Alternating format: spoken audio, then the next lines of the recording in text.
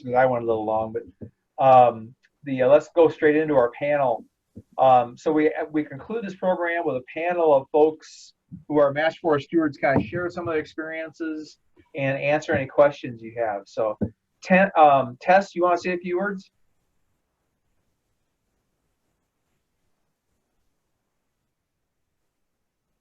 Tess, can you hear me? Yes, I had to just unmute. Sean, you're always awesome. You give us a big picture and a lot to go on. Thank you.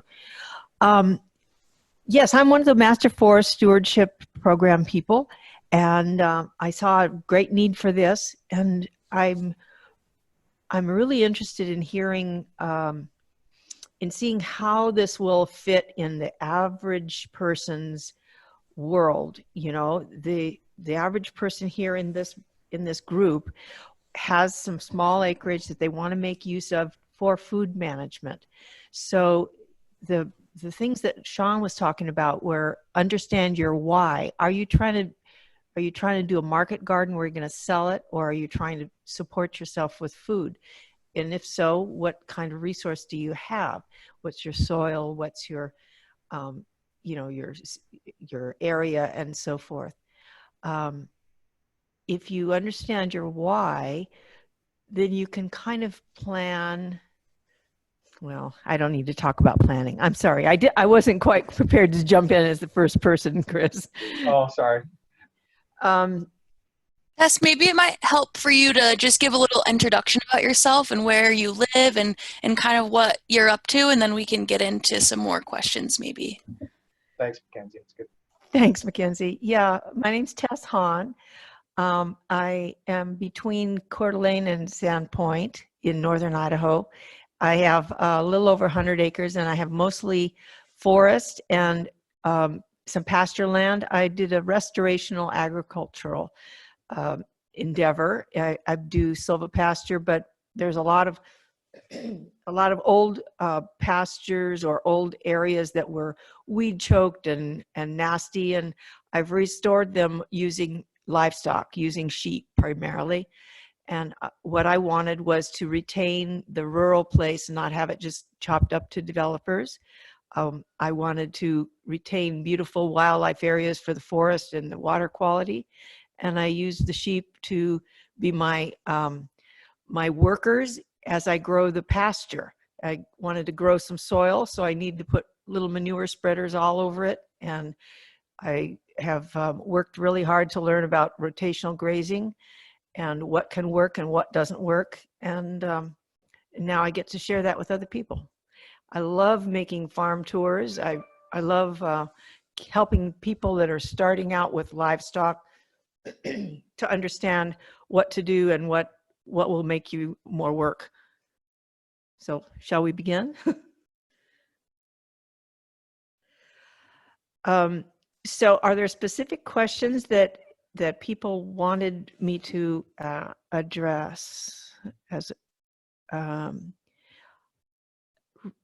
Okay, rabbits. I don't have rabbits. I'm not a rabbit knowledgeable person. I have one rabbit who happens to be a guy that was given to me. So I'm not your person for that, but Sean probably can answer that. Yeah, we've raised meat rabbits over the years. We currently don't have any because we've just gone to a kind of a different model, but for several years we did raise meat rabbits. Was there a specific question about them? While Sean's reading the comment, we're all kind of new to this format and stuff, so I think we maybe should have just had short introductions before we open things up to questions. Dean, would you like to jump in and introduce yourself and share some of your initial thoughts on the topic today? Sure, glad to. I was in the 2009 class, the pioneer class of Master Forest Stewards, and how that started was my wife and I moved to 10 acres south of Post Falls at about the 3,000 foot level, and I suddenly discovered that going from a world of high tech to a world of forests and wildlife was something I was ill prepared for. So I took the short course, and from there went on into the understanding a little bit more about our world.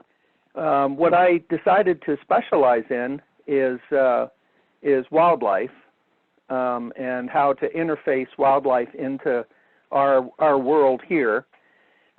We do have a large garden. I've expanded it twice.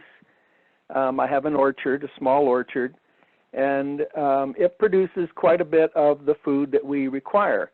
The biggest thing, I think, is for me has been that my whole life I had a dream, and that dream was to own acreage and to work it to the benefit that I could be not only a good steward, but pass it on to the next generation in better condition than I found it. And it took me, I was in my 50s till I moved to that situation. So it has been rewarding, but also at this point I'm in my early 70s and challenging.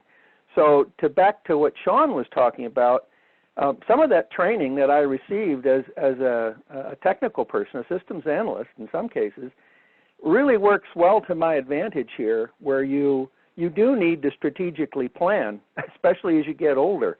You just don't have that energy. So it's interesting how things that we bring from our prior lives onto this world of having some acreage and developing it are pretty important. I think that about covers it. I loved Tess's comment about small manure spreaders, but I will also add that one of the cases I am just currently using is I needed the front yard thatched. I don't know if you have ever done thatching by hand, but it's difficult. And I have a small flock of wild turkeys. So by putting the bird seed out in different locations, I get them to effectively dethatch my grass for me. That's just one example of the way that you can integrate in this world of ours. Thanks, Dean. Anybody else in the panel have other things to say or want to respond to some of the questions that are appearing in chat? Let me just, if I can, real quick. The question I was able to find the rabbit question, and certainly yes, meat rabbit is a distinct function of rabbits, but there's also another one. You asked what other things that can be used. Rabbit poop is excellent fertilizer. It is fantastic fertilizer, and they can also be used to either move around in rabbit tractors, or there's different ways of raising them, but the fertilizer itself is worth so much, and you can either make compost teas from it or use it directly, because it is a it's high in nitrogen like other manures, but it tends to be a slower release nitrogen, so it can be used quicker than, say, chicken manure. This is Dean. I did see a question pop up about wolves and bear, and I'm not sure what the question had to, what in specific, but those are two animals that you do not encourage to be around your property. Dean, if I might interrupt, I think the question was about how to keep them away from your animals and perhaps away from your property as well. For my part, and I'm sure Sean, both Sean and Tess can add much more to this. Do not leave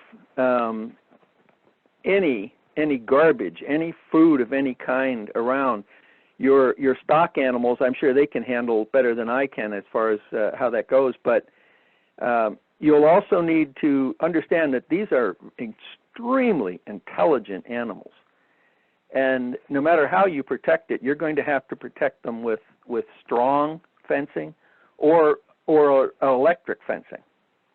And those are sometimes in a case in the backwoods, it's very difficult to get enough electricity. So possibly Sean can add to that.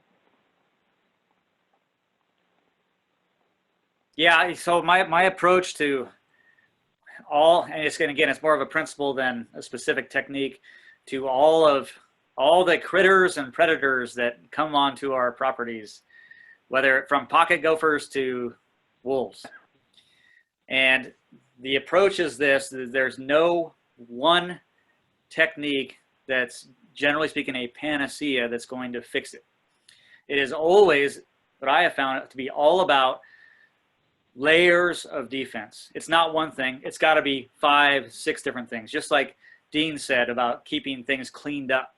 Okay, and then maybe it's fencing, and then it's dogs, and then it's noisemakers, and then it's light, and then it's making sure your livestock guardian dogs are spreading urine around your property, or you are. I mean, it's no one thing. It's more like, I'm going to try 10 things, and hopefully I can cut it down by about 70%. Tess, do you want to weigh in on predators? Yes, I will.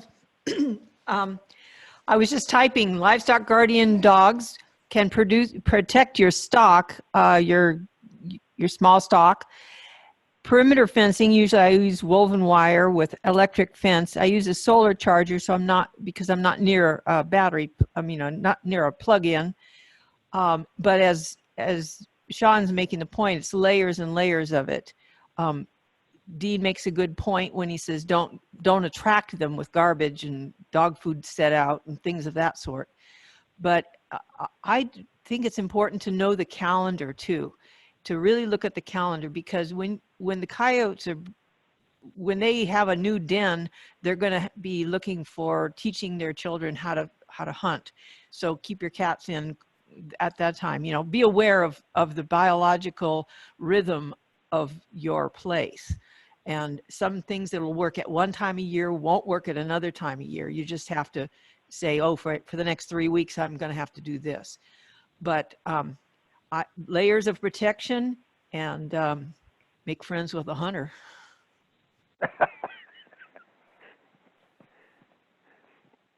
Well, I am a hunter, and I can tell you that I don't harvest anything on my own property, but what I have done is, to protect my orchard, I have cultivated some apple trees in my forest, and basically keep the bear to that's his and this is mine.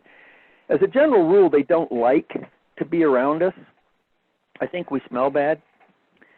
But they do like to be around our livestock, and when it comes to a wolf,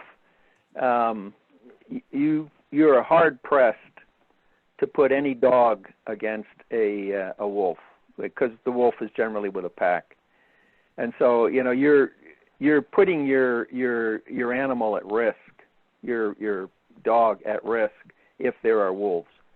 They're not to be treated lightly. Something to consider in terms of apex large predators. I know some biologists in Washington, we had speak at some programs talking about with cougars. I'd be careful about thinking hunting is going to be a panacea of some of these things, because with cougars, you take out one cougar in an area and 3 or 4 others come in to compete for its territory. So, it can be a part of the discussion, but be careful about thinking that just shooting them is going to eliminate them. Question about, are there people around who can take care of livestock while the owner wants to go on vacation? Or take care of a family member or medical emergency? That's a great question. There's most of the participants in here are women. There is something called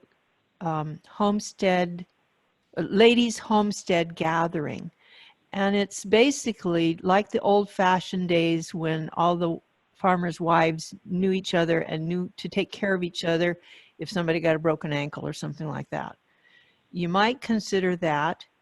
You might consider also, you know, knowing other farmers and then telling them, all right, what's the time that you'd like to take a week away, go visit somebody in your family somewhere else, and I'll trade you, you know, a week taking care of mine for a week taking care of yours. That's your best bets. Yeah, I agree. It's really going back into that, developing that network, really developing that network, putting in time and effort and developing that network, which is the best way. And sure, there's other groups as well that might be helpful.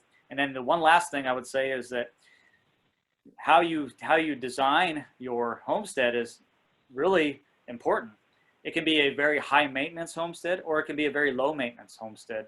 And so that needs to be taken into consideration as well. For example, if you're doing dairy versus not, you know, just one consideration. And many hands can make it possible. I've been challenged with some times that I was physically unable to do some things. And so by making it fun and showing this person how to do this part or that person how to do that part, maybe there's somebody that can take care of feeding baby lambs, but they could never clean a stall. You know, you use a variety of folks according to what's interesting to them and what they could do. Mackenzie, we have a few folks that have left. If you want to make an announcement about the exit evaluation for this? Certainly. Would you like me to put it in the chat? I can also email it afterwards, or both. Both of those would be great. Great, yeah.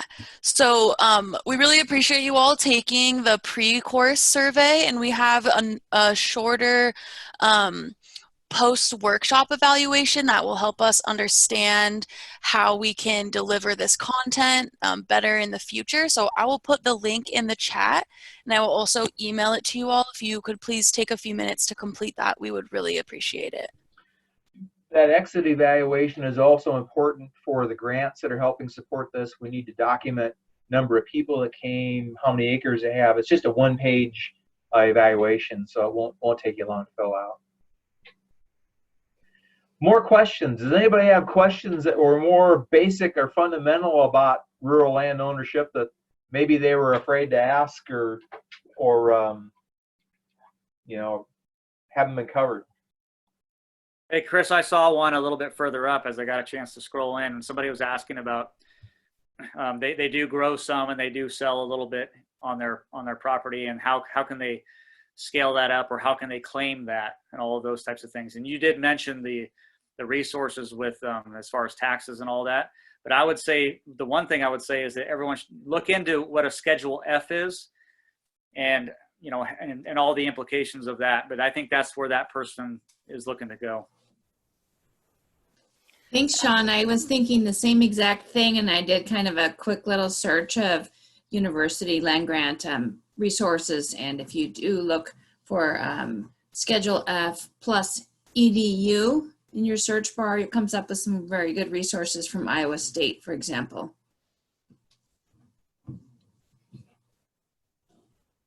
Great.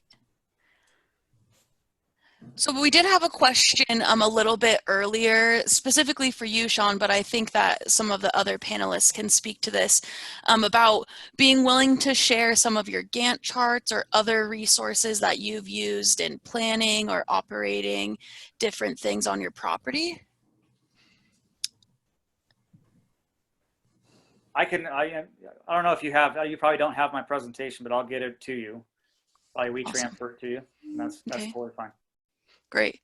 And for all the participants, we will be putting a whole list of different resources, including books and publications and things on the 10 Acres in a Dream webpage that you'll be able to access.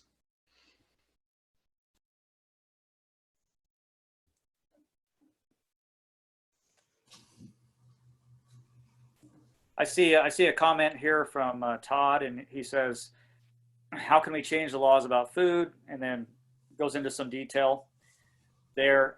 The one thing that I would address about that, which is beautiful, there is no, oh, well, I should say there's almost no laws in you growing your own food. Okay, and yes, there's certainly city ordinances and things like that, and CCNRs, all of that. But for the most part, there is something that you can personally do on your own property. I mean, as far as the other things, to me, those are all kind of, they're very important, don't get me wrong. They're kind of long-term battles. The short-term battle is go grow some of your own food. Well, I would add to that that one of the biggest things that we get of our property is an opportunity to know exactly what quality of food we have. So as your presentation, Sean's presentation stated, you know, they're trying to get a certain requirements in their food. In our case, we prefer to make sure that everything is organic. And if you go to the stores, organic food is considerably higher priced than regular food. So we feel we're getting a very good benefit out of it. It is more work to keep our garden organic and our orchards, but you know, it can be done, and I really think that's one of the benefits.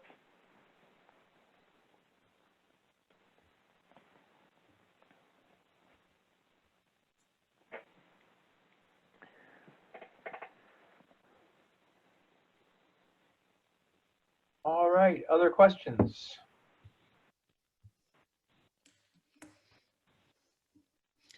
I think that it might be useful to have one of you, maybe Kate, describe what's the difference between it being a Schedule F business and therefore an agricultural exemption possibility, and when it's our subsistence farm. Maybe Sean makes a comment about that, because as people think about Schedule F, you know, there's probably going to be a question arise, well, if I have a garden and an orchard, am I a farm? Okay, I don't know. I can reply to that. You can get a official farm number if you have $1,000 in sales. So you have to be doing some level of business beyond just your own farm. So most people can figure out, if they're scaling up at all, a way to have $1,000 in revenue and then get their Schedule F number. And the sooner you do this, if you're thinking of going in this direction, the better, because then you can deduct farm-related expenses and from your taxable income in various tax-related ways that are complex. So you need to look into it or talk to an accountant or something like that. But you can, you have a lot of tax advantages if you have a farm number and are then classified as a farmer, and it will be advantageous for you tax-wise if you're scaling up at all. But if it's all for your own use and you don't sell any, then it's not going to be helpful from a tax standpoint, as far as I understand it, and I am not a tax expert. Does Sean, do you have something to add?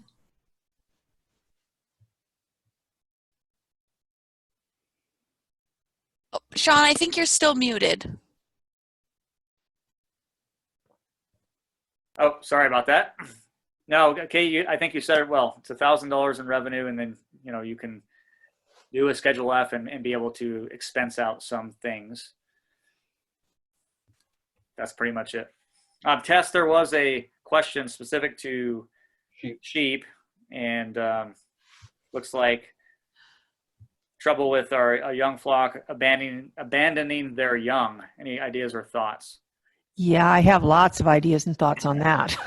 It depends on how much time we want to give. I don't know how I can answer a lot of that, but sometimes the mothers are simply too young to know how to be a good mother. You know, that happens.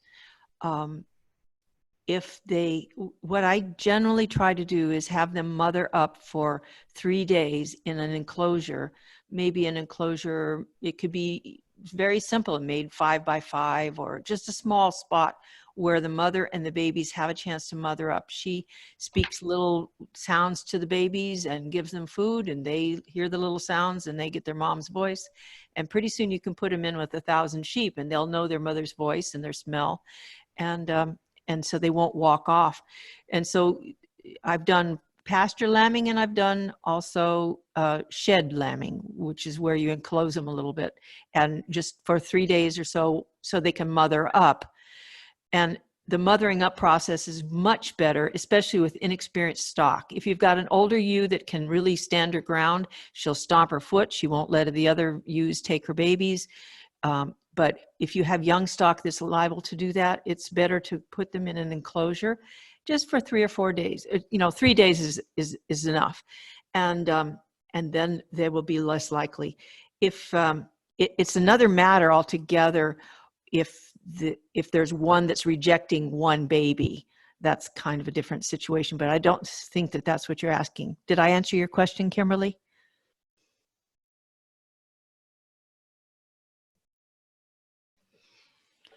Just a reminder, we do have 2 more sessions within this series, and the third is on livestock. So there'll be more discussion of livestock at that session as well. Yeah, I'm happy to answer your questions, but I don't know how to do it with this format here. So I'll ask Chris and Kate, what do you want me to do here? Well, I think we can save that for the livestock session. It's a great topic, and it is a problem for sure. We have just about 5 more minutes, and trying to see if there's anything else. Mackenzie, do you see any? There are some really good comments and ideas in the chat, so we will preserve these chat comments and see what there is to perhaps share to everyone. I'm trying to think of a way to encourage everyone to be able to chat among each other and to encourage some community among the people in this class. So we will be working on what we can do for that. I would like to thank our Master Forest Stewards for jumping in today, and for the small farms folks, for Mackenzie and Colette and everyone for helping us try this alternative, and for everyone's patience, both on the presenter end, on the attendee ends as we try this. And just remind everybody that for all the topics covered in this program, forestry, livestock, crops, we have a lot of other programs and publications going through there where you can bore down into detail. We are also still taking applications for Master Forest Stewards. We take applications for that continually, and once we have at least 10, we will hold the main core sessions for them the 3rd year.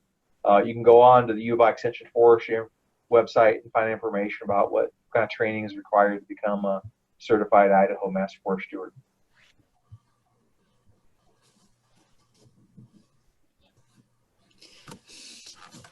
Great. Well, thank you everyone for attending and trying out this new way to learn about things. And I do welcome your feedback, and I really encourage you to take the post-workshop evaluation so we can learn more about any difficulties or suggestions that you might have. So please be sure to do that for us.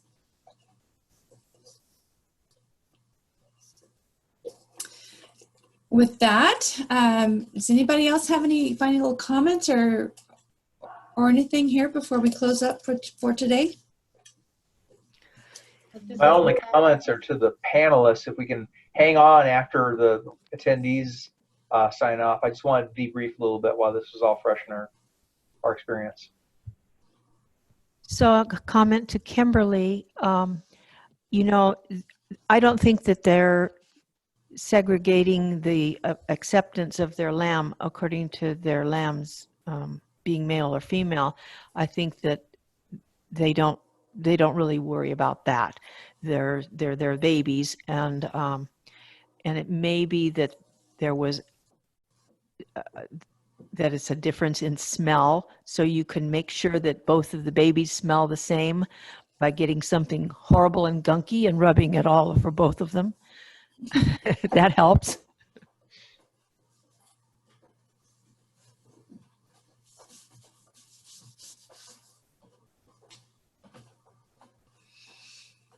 Okay, well, I think we'll close up the session for today. Thank you for staying online for so long, and we look forward to seeing you in 2 weeks and then again in 4 weeks. And the crops focused session is going to be in 2 more weeks and the livestock one in 4 more weeks. And don't hesitate to reach out and email any of us, and we will do our best to respond.